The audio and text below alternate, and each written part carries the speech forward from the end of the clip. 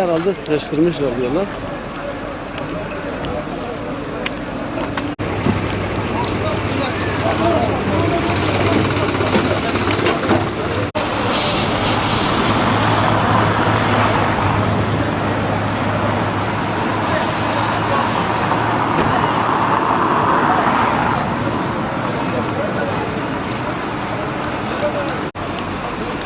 Evet.